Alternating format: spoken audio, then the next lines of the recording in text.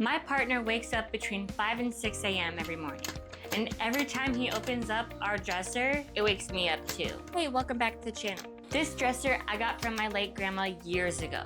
So replacing it isn't really an option, but replacing my old door knocker style handles, now that I can do. I made a couple different designs. Design 1 will go on the top drawers.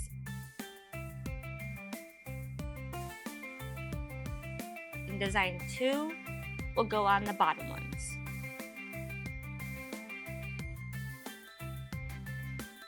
I designed these handles to be smooth, easy to grab, and most importantly, quiet. No metal swinging parts, no rattling, just a solid pull. Then using a tan PLA for contrast against the dresser, I printed 3 of design 1 for the top and 4 of design 2 for the bottom. Each print took about 2.5 hours. After printing, I took off the supports and cleaned and smoothed the prints. Then used our vertical press my partner made to put in the inserts to connect the handles to the dresser. For that to happen, we have to take out the old ones before we can put in the new. After installing them, the difference was immediate.